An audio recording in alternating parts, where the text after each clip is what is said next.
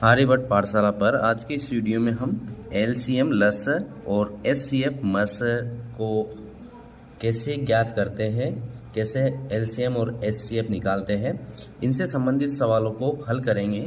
सबसे पहला सवाल दिया गया है 18, 24 और 36 का लघुत्तम समाप्रत्यय ज्ञात करो।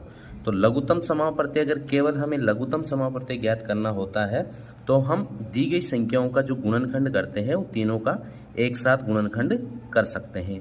अगर लघुत्तम समाप्रत्यय एलसीएम हमें ज्ञात करना होता है, इस तरह से हम संख्याओं को लिख लेंगे। यहाँ कोमा लगा दिया 18 के बाद, फिर 24 के बाद। अब यहाँ पर सम संख्या दी गई है तो सम संख्या में 2 का भाग जाता है। तो सबसे पहले हम सबसे छोटी अभाज्य संख्या का भाग देते हैं। 2 का भाग 18 में 9 बार, फिर 2 का भाग 2 में 1 बार और 2 में और 4 में 2 बार। उसके बाद में 36 में 2 एकम 2, 1 बचे 16, 8 दूना 16। अभी भी सम संख्या आ रही है तो हम फिर 2 का भाग देंगे। जिस संख्या में भाग नहीं जाता उस संख्या को वैसे के वैसे उतार देंगे। 12 में 2 का भाग 6 बार और 18 में 9 बार।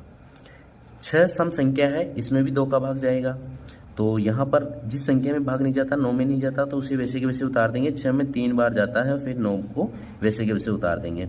अब 2 का भाग नहीं जाता, विषम संख्याएं आ गई है तो 3 का भाग जाएगा इनमें, तो 3 का भाग देंगे। 9 में 3 बार और 3 में 1 बार और 9 में 3 बार। उसके बाद में 3 में भाग जाएगा 1, 1 और 1 बार। अब ये हमारे गुणनखंड है जो इन संख्याओं को विभाजित किया है, गुणनखंड के रूप में लिख लिया है।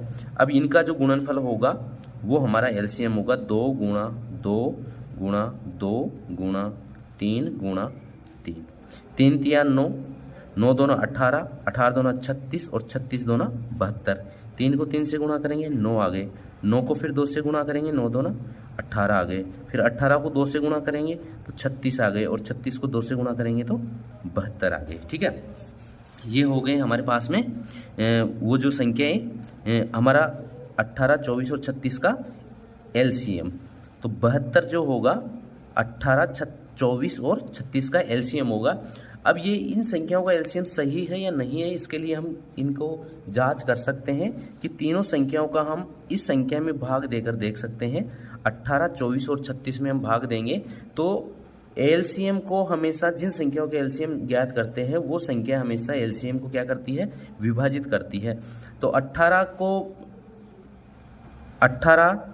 72 को विभाजित करता है, 36 14 8 चौक 4 बार विभाजित करता है, और 72 को 24 विभाजित करता है, 24 दूना 48 और 24 दिया 3 बार विभाजित करता है, और 72 को 36 2 बार विभाजित करता है। तो जो जिन संख्याओं का हमने एलसीएम निकाला है वो तीनों संख्या ही इसे विभाजित करती है। तो इसका मतलब है कि हमारा जो ये एलसीएम आया है, लसा आया है, वो बिल्कुल सही है। तो ये तो था एलसीएम लघुत्तम समाप्रत्यय गुणनखंड विधि द्वारा इस तरह से हम ज्ञात करते हैं। अब एचसीएफ के सवाल को हल करेंगे। इसमें हम निकालेंगे 24 व 16 का महत्तम समापवर्तक, जिसे हम एचसीएफ भी कहते हैं और मस भी कहते हैं। ठीक है, एचसीएफ और मस भी हम किसे कहते हैं, महत्तम समापवर्तक को कहते हैं। अब मस जहाँ निकालना होता है वहाँ पर जो दी गई संख्या है उनके हम गुणनखंड जो करते हैं वो अलग अलग करते हैं। मस अगर कहीं पर भी निकालना हो तो उनका गुणनखंड सदैव अलग अलग किया जाता है, और लस निकालते हैं तो एक साथ कर लेते हैं। यहाँ पर हम 24 के गुणनखंड करेंगे। 24 में 2 का भाग जाएगा 12 बार, फिर 12 में 2 का भाग जाएगा 6 बार, 6 में 2 का भाग जाएगा 3 बार और 3 में 3 का भाग 1 बार। तो यहाँ पर ये आ गए हमारे पास में 24 के गुणनखंड। अब 16 के गुणनखंड करते हैं। 2 का भाग इसमें 8 बार, फिर 2 का भाग 4 बार, फिर 2 का भाग 2 बार और फिर 2 का भाग 1 बार। ठीक है, अब 24 और 16 के गुणनखंडों को लिख लेंगे हम। 24 के गुणनखंड लिख लेंगे 2 गुणा 2 गुणा 2 गुणा 3। उसके बाद में है 16 के गुणनखंड, तो 2 गुणा 2 गुणा 2 गुणा 2। अब इन दोनों का जो मस होगा वह समान गुणनखंड होंगे जो दोनों को विभाजित करते हैं। यहाँ पर 2 एक बार विभाजित करता है, जोड़ा बना लेंगे, दूसरी बार भी विभाजित करता है, 3 बार विभाजित करता है। अब इसमें 3 है लेकिन 3 16 को विभाजित नहीं करते, और ये जो 2 है ये 16 को विभाजित करता है लेकिन इसमें 24 में गुणनखंड नहीं है 2। तो हमारे पास में जो गुणनखंड आए हैं 2 गुणा 2 गुणा 2, 3 जोड़े बने हैं तो तीनों के 2 इंटू 2 ले लेंगे। 2 दूना 4, 4 दूना 8। 8 जो होगा 8 होगा 24 और 16 का मस, 24 व 16 का मस क्या है 8 आएगा, 8 होगा।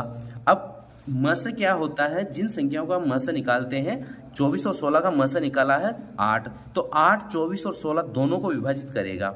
24 को 8 विभाजित करता है 8 या 24 और 16 को विभाजित करता है 8 2 बार, तो हमारा मस बिल्कुल क्या है सही है। ठीक है, तो इस तरह से हम लस और मस ज्ञात करते हैं। ऐसे ही और वीडियो देखने के लिए सब्सक्राइब कीजिए आर्यभट्ट पाठशाला को।